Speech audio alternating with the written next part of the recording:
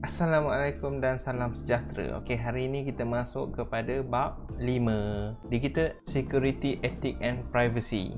Benda yang penting dalam chapter ni kita kena tahu di kita security risk. Ini adalah risiko-risiko yang menyebabkan kerosakan pada komputer, sama ada mobile device, hardware, software ataupun data dan information. Bila kita cakap pasal rosak ni, ia berkaitan dengan illegal act ataupun pelanggaran undang-undang lah. Biasanya terjadi daripada computer crime bila melakukan jenayah menggunakan komputer. Cyber crime pula melakukan jenayah menggunakan internet. Okay, dalam digital security risk kita ada 6 benda ni.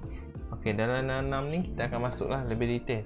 Okey, benda yang pertama yang kita tahu dalam digital security risk, kita ada pelaku penjenayah dia. Siapa penjenayah dia? Perpetrator dia. Yang pertama kita ada hacker, cracker, script kiddie, corporate spy, unethical employee, cyber extortionist dan cyber terrorist. Hacker maksud dia orang yang boleh masuk, mempunyai akses. Dia boleh masuk akses komputer ataupun network secara haram. Itu nama dia hacker. Nombor 2, cracker. Sama juga, dia masuk ke dalam komputer atau network secara haram tetapi dengan niat rosakkan data, nak mencuri data, mencuri maklumat dan sebagainya. Ini dikira cracker. Macam hacker tadi, dia biasanya masuk untuk test security. Macam cracker, dia masuk ambil barang. Nombor 3, script kiddie. Script kiddie ni dia nak jadi macam cracker tapi dia tak mempunyai banyak knowledge. Jadi apa yang dia boleh buat, dia menirulah hacker dan cracker tadi dengan program-program yang tertentu lah. Ada skrip dia lah. So hacker dan cracker tadi ada buat skrip. Script kiddie ni running je. Dia running, dia boleh masuk network tu. Dia boleh masuk sistem tersebut. Nombor 4 kita ada corporate spy. Okay. Corporate spy adalah satu badan corporate yang mempunyai perisik spy lah. Dia check kat company lain untuk mengetahui maklumat-maklumat tertentu. Nombor 5, kita ada unethical employee. Unethical employee adalah pekerja yang tidak beretika. Contohnya dia menjual maklumat tersebut kepada pihak-pihak tertentu. Seterusnya kita ada cyber extortionist. Ini adalah satu kumpulan penjenayah cyber yang menggunakan dia punya ilmu untuk menceroboh sistem tertentu ataupun website dan sebagainya dengan upah. Bila dia minta upah, buat. Sebab dia nak duit je. Tujuan utama dia nak duit. Sebab tu dia sanggup buat benda-benda ni. Satu lagi golongan kita panggil dia cyber terrorist. Cyber terrorist ni dia adalah golongan juga, satu golongan yang hacker, cracker, security ni semua, tetapi tujuan utama dia adalah menjatuhkan sesuatu kerajaan. Ini teroris lah, pengganas. Tapi dia kategori cyber terrorist. Contohnya dia menyerang airport. So bila sistem tu down, kapal terbang tak boleh terbang, macam-macam berjadilah. Ataupun kapal terbang tengah terbang, dia boleh crash. Tadi kita sembang tentang pelaku. Ini adalah malware pula. Dalam network atau internet attack, serangan dia boleh terbagi kepada dua, boleh ingat. Satu, kriminal penjenayah. Nombor 2 dia malware. Malware ni apa? Malicious software. Apa yang boleh buat kat sini malicious software ni? Malicious software ni adalah benda ni. Ada beberapa benda yang kita boleh tengok. Yang pertama, kita ada adware. Adware ni iklan.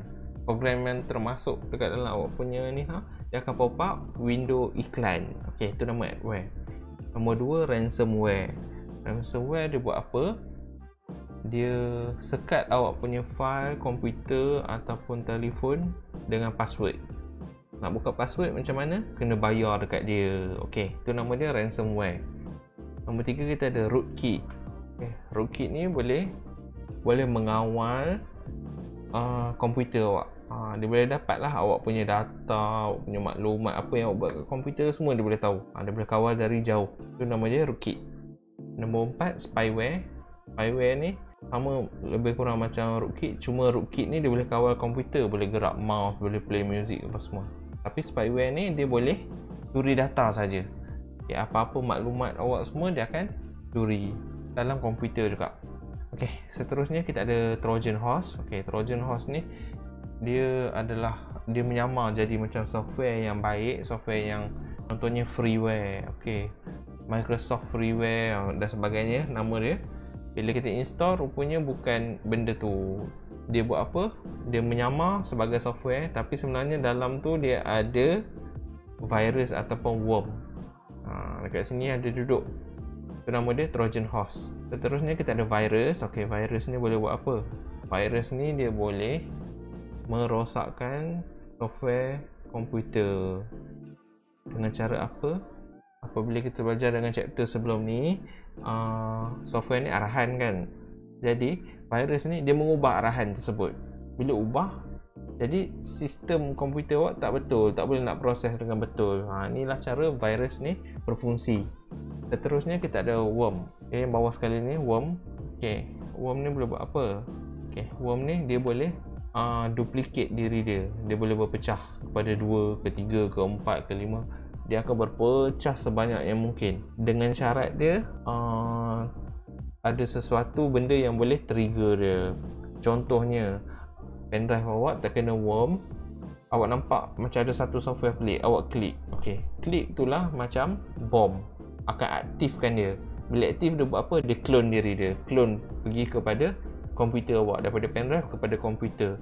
So bila clone, apa yang tak seronoknya kat sini, dia makan RAM. Bila RAM penuh, hard disk penuh, dia berat lah. Komputer akan jadi slow. So inilah peranan worm. Cara virus attack, macam mana dia nak attack? Kadang-kadang ada orang hantar dekat internet ataupun dekat email. Jadi apa awak boleh buat kat sini? Bila awak jumpa je email tidak dikenali ataupun dan sebagainya, ada attached file, jangan buka, terus delete. Kalau awak buka, biasanya boleh terkena dekat awak punya laptop atau PC. Next kita ada botnet. Botnet ni adalah sekumpulan komputer yang connect dengan network dan dia telah dikawal. Dikawal macam mana? Dikawal ramai-ramai, jadi macam zombie. Dalam cerita Fast Furious 6, 7 saya lupa dah, yang kereta banyak-banyak dikawal tu, dia gunakan sistem botnet lah. Dan dinamakan zombie. So kereta ni banyak-banyak ni akan bergerak, semua akan kereta bergerak sekali. Okey, seterusnya kita ada DOS attack.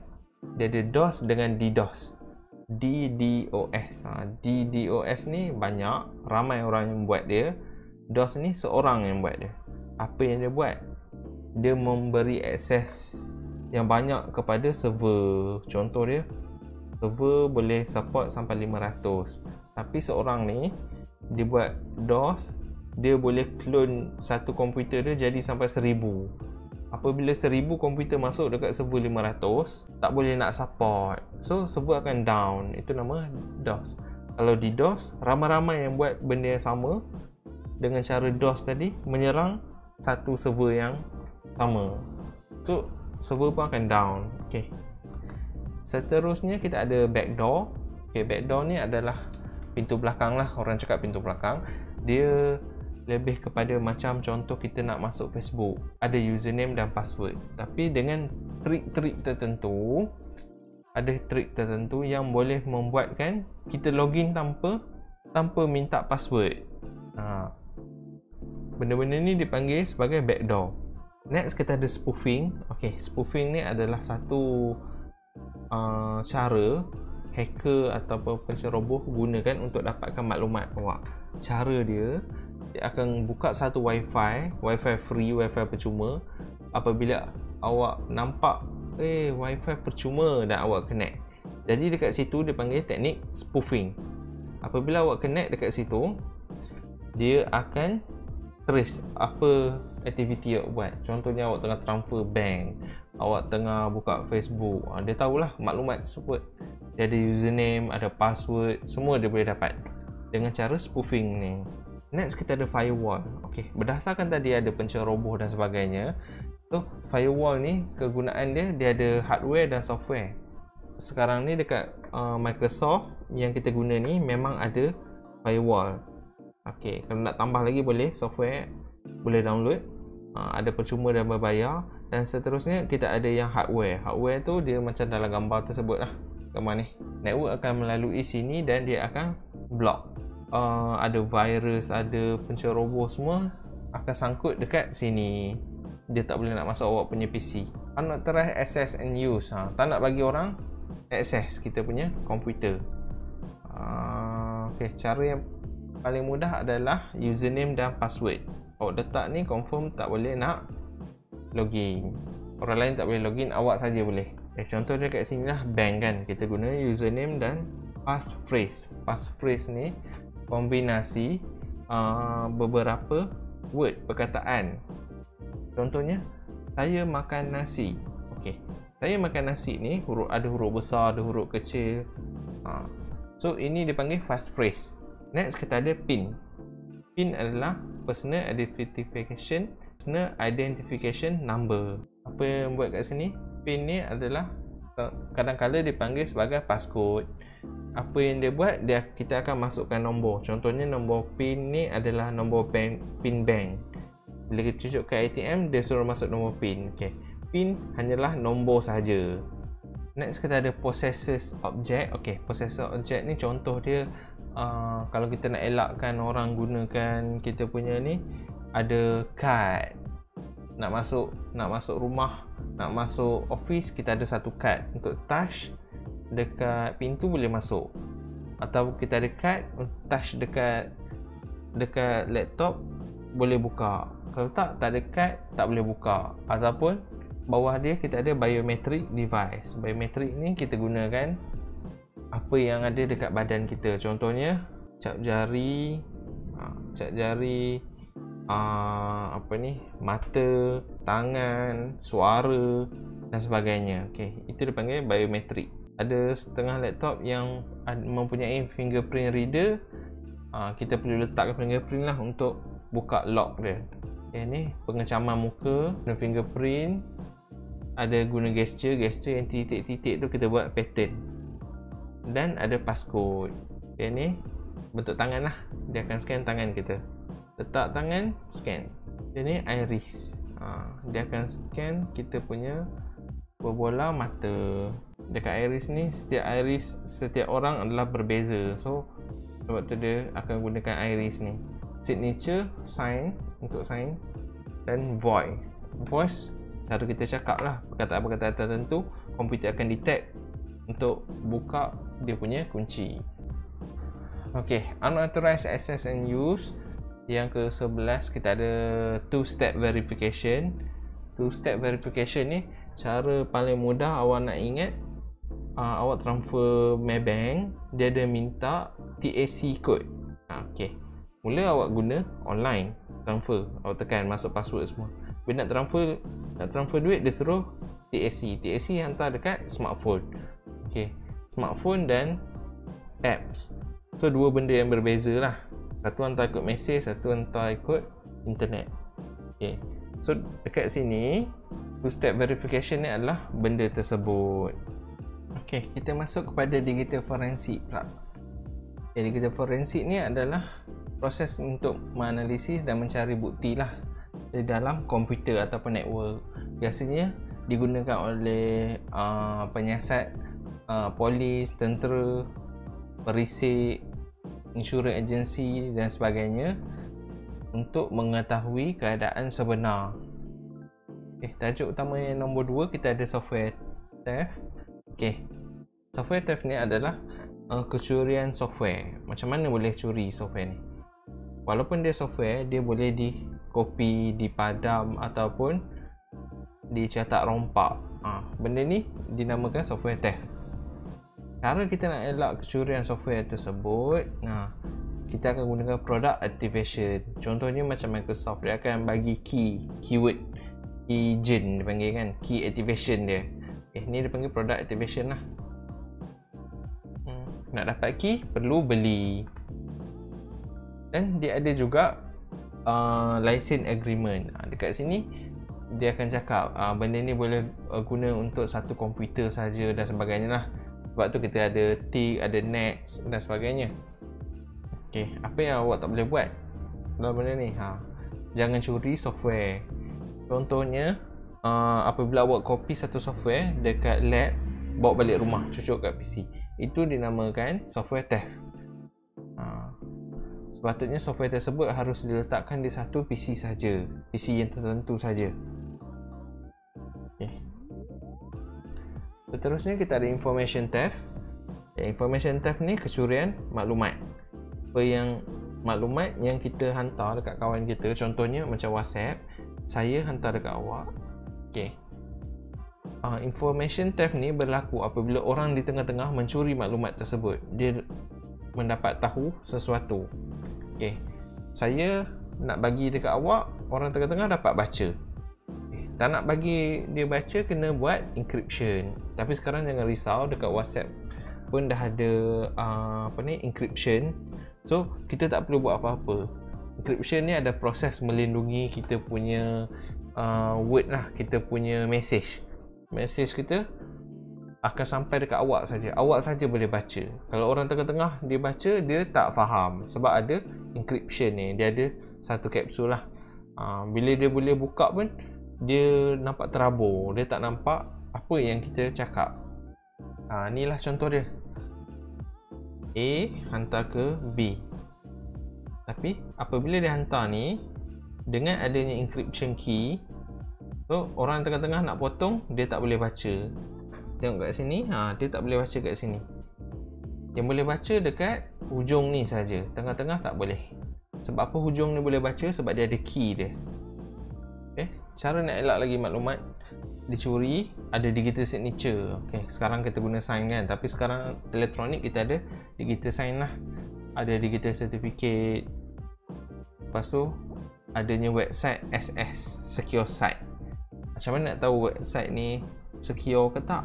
Dia ada S di hadapan dia. Contoh dia, okay, HTTPS. Okay, S ni adalah secure. Ini untuk mengelakkan maklumat kita dari dicuri. Next, tadi kita ada software, information, dan sekarang kita ada hardware theft, kecurian hardware, vandalisme dan kegagalan. Okay, ini macam bab sebelum ni. Tak nak bagi hardware kita rosak, tak nak bagi kena curi, kita akan gunakan teknik yang sama lah. Pasang alarm, kunci pintu, letak device tracking, contohnya GPS. Tak nak bagi hardware failure pula, ada UPS untuk support, dan kita ada power surge. Kalau terlebih elektrik, dia akan disconnect sendiri. Dan gunakan fault tolerant komputer. Kita juga menggunakan backup. Backup ni apa? Apabila awak membuat duplicate, awak copy satu file kepada file yang lain. Jadi file original rosak, file backup tu ada, boleh digunakan. Okay, itu namanya backup. Salah satu backup yang boleh dibuat dekat cloud storage, contohnya Google Drive, iCloud dan sebagainya. Okay, cara-cara nak backup pun kita ada banyak cara sebenarnya. Dekat sini nampak ada full, differential, increment, selective, continuous dan cloud. Menggunakan 3 generation backup policy. Ni awak boleh baca balik lah dekat dalam slide. Ni dia. Apa beza kesemua backup ni tadi? Terusnya kita menggunakan wireless security. Okay, kalau wireless security sekarang Wi-Fi lah. Jangan gunakan connection untuk encryption Wi-Fi, gunakan WAP. Okay. WAP ni senang kena hack. Tak sampai 2 minit boleh hack. Boleh dapat password dah. So sekarang ni WPA 2, PSK, WPA 3 dan sebagainya. Okay, benda-benda tu lah dia punya encryption dia yang awak kena ubah. Etik dan society. Okay, teknologi etik hari ini, apa yang terjadi? Okey, kalau awak tengok kat gambar ni, orange tambah apple, wujudkah? Ini tak wujud, dia hanyalah edit secara digital. So benda ni lah yang leluasa sekarang. Orang edit video dan sebagainya dah sebarkan. Dari segi etika, ia tak betul, tak boleh dibuat. Masalah etika yang lain juga berkaitan intellectual property. Inilah cetak rompak, movie cetak rompak, software cetak rompak dan sebagainya. Dia bergantung kepada etika kita lah, untuk gunakan atau tidak. Sekarang ni kita ada copyright. Benda-benda bawah copyright ni penting. DRM ni adalah Digital Right Management yang digunakan untuk menangani cetak rompak muzik, movie dan apa-apa barang digital yang gunakan DRM. Dia berhak lah, boleh disaman apa semua. Code of conduct, apa yang kita kena buat. Ini adalah contoh lah kalau kita gunakan sebagai IT. Awak tak boleh gunakan teknologi untuk buat semua benda ni. Sebagai pekerja pun tak boleh copy software secara haram. Tak boleh tak boleh gunakan teknologi untuk down ke orang macam sekarang lah, keyboard warrior dan sebagainya. Semua ni masalah etika. Dalam etika juga kita tekankan tentang green computing. Green computing ni adalah teknologi hijau, supaya komputer ni boleh recycle dan dia gunakan jimat tenaga. Ini lambang energy safe. Yang mana ada komputer sekarang, kalau ada benda ni bagus.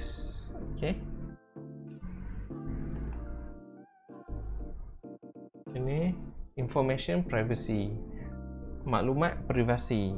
Ini adalah hak individu lah. Sebab maklumat sekarang banyak dikumpul merata tempat. Jadi apabila awak nak sign sesuatu agreement, awak kena bersetuju maklumat awak boleh di-share ataupun tak boleh di-share. Contohnya dekat bank kan, bila kita sign dia ada tick maklumat, nak kongsi maklumat ke tak. Kalau kongsi, itulah yang dapat call rata-rata selalu, kata dari bank dan sebagainya. Ni tak perlu. Cookies. Cookie ni adalah satu text file dalam server yang memberikan kepada awak punya laptop atau komputer. Apa yang dia buat? Dia simpan mengikut kita punya personalization. Contohnya, awak masuk Shopee, ada cookies. Bila awak tekan cookies tu, dia ada dekat, dia ada tulis yes or no. Bila awak tekan yes, dia akan simpan. Apa yang dia simpan? Apabila awak dah shopping online, contoh awak beli barang masak dan sebagainya, lain kali bila masuk Shopee, dia akan terus suggest benda-benda ni, barang-barang masak, barang tu, barang ini semua, walaupun awak tak login lagi. Sebab apa? Sebab dia dah ada simpan maklumat cookies tu. Inilah contoh cookies. Cookies tu dia ada dekat banyak website. Bila awak tekan yes, dia akan simpan. Sebab tu dia ada yes or no, sebab dia adalah agreement. Jadi dia boleh gunakan maklumat awak. Phishing. Phishing ni adalah scam. Scam yang macam mana? Dia akan gunakan, contoh dia akan hantar mesej dekat awak dalam bentuk Maybank. Laman web tu bukan laman web Maybank, tapi dia punya login page sama, sebiji sama macam Maybank.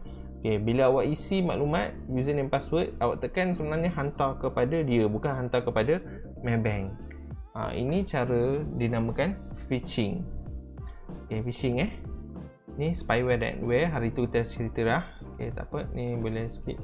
Satu lagi social engineering. Social engineering ni antara benda yang famous sekarang lah. Scammer. Tahu scammer? Scammer ni buat apa? Dia dapatkan kepercayaan awak dengan human nature. Human nature ni apa? Sikap manusia lah. Untuk mempercayai sesuatu ataupun jadi mangsa kepada sesuatu. Contohnya, puan kami daripada mahkamah, nama puan dah disenarai hitam, kena bayar RM100,000 sebab ada jenayah ni. Puan dah langgar kereta orang ni, dia cakap macam tu. Jadi kalau orang takut kan, dia takut, kelah kabut dia pergi bayar. Sebenarnya bukan bayar kat mahkamah, itu adalah scammer. dinamakan social engineering. Ini antara maklumat privasi undang-undang yang ditegakkan lah dalam US dan dunia lah, macam DMCA dan sebagainya. Content web filtering adalah untuk menghalang kita akses sesuatu material dan software. Contoh dia block YouTube. Users dia boleh block YouTube tapi dia tak buat. Masa dulu dia ada on kan benda ni, content filtering. Bila kita YouTube tak boleh buka. Tapi sebab sekarang belajar kan, zaman belajar gunakan video dan sebagainya, boleh buka. So dekat sini lah content filtering lah yang akan tapis benda-benda ni. Employee monitoring. Kadang-kala di luar negara, employee punya pekerja dipantau menggunakan komputer, peralatan apa ni,